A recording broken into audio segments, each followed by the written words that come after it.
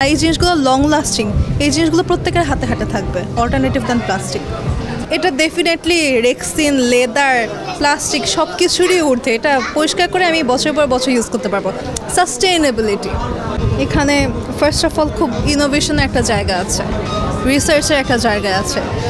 আমাদের সরকার হঠাৎ করে এখানে জোর দিচ্ছে। সো প্রকৃতি নিয়ে, পরিবেশ নিয়ে আমরা যারা কাজ করে থাকি তাদের জন্য এক্সপ্লোর করা অনেক বড় একটা জায়গা এটা, ঠিক আছে। একে তো এটা ইকো ফ্রেন্ডলি প্রোডাক্টের একটা জায়গা, কম দামের প্রোডাক্ট, লাইফস্টাইল চেঞ্জ করার একটা জায়গা। So this things are completely new currently in our country, because এই জিনিসগুলো ওয়ার্ল্ড ওয়াইড তো প্রমোটেড হচ্ছে, আমাদের দেশে এই জিনিসগুলো কখনো প্রমোট হয়নি। প্লাস্টিক তো ব্যান হয়েছিল 2012 সালে, তখন থেকে এখন কি প্লাস্টিক বন্ধ আছে? বন্ধ তো নাই। বাট এখন আপনার হাত থেকে যদি কিছু আমি কেড়ে নেই, ওটা অল্টারনেটিভ কিছু দিতে হবে বা বেটার কিছু দিতে হবে, যেটা সরকার ফোকাস করছে with something really new and important. So can you imagine, এরকম মেলা কখনো হয় না ইকো ফ্রেন্ডলি ফ্লেয়ার। এখন যারা উদ্যোক্তা আছে তারা উৎসাহ পাবে, তারা ইনভেস্টমেন্ট পাবে, আর এইসব জিনিসের প্রাইস আরও কমে আসবে।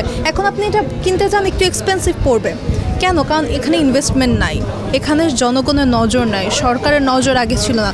বাট যখন এগুলোর চাহিদা বাড়বে, মিডিয়ায় উঠে আসবে, এইসব জায়গায় ইনভেস্টমেন্ট আসবে, রিসার্চের জায়গা আসবে, আর এই জিনিসগুলো লং লাস্টিং, এই জিনিসগুলো প্রত্যেকের হাতে হাতে থাকবে, অল্টারনেটিভ দ্যান প্লাস্টিক। এটা আমার কাছে খুব ফ্যাশনেবল লাগতেছে। লাইক পেজ এখানে যেভাবে করে রাখা আছে, পেজ আমি তো রিপ্লেস করতেই পারি যদি শেষ হয়ে যায়। এটা যেমন প্যাট আকারে রাখা আছে, আমি যে কোনো প্যাট এখানে রাখতে পারি। But the thing is the cover, ঠিক আছে। এটা আপনার 10-15 বছরও নষ্ট হবে না। হ্যাঁ, একটু ময়লা হবে, বাট ইটস ওয়াশেবল, পরিষ্কার করা যায়, রাইট? এটা ওয়াশেবল। সো এটা ডেফিনেটলি রেক্সিন, লেদার, প্লাস্টিক সব কিছুরই ঊর্ধ্বে। এটা পরিষ্কার করে আমি বছর পর বছর ইউজ করতে পারবো।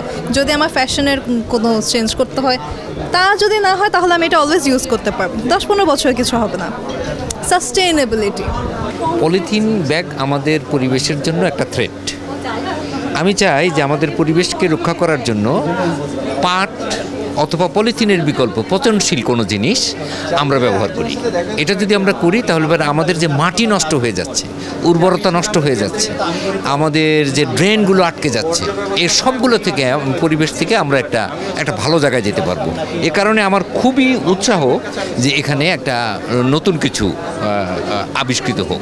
তো ওনারা করেছেন, এদের যে উৎপাদন, এই উৎপাদন ব্যয় অনেক বেশি। যেটা আমি 1 টাকায় একটা পলিথিন ব্যাগ পাচ্ছি, সেই পলিথিন ব্যাগ আমাকে 8 টাকায় কিনতে হচ্ছে। এইটা কস্ট ইফেক্টিভ করতে কিভাবে পারা যায় সেই জন্য আমি একটু চেষ্টা করছি আর কি।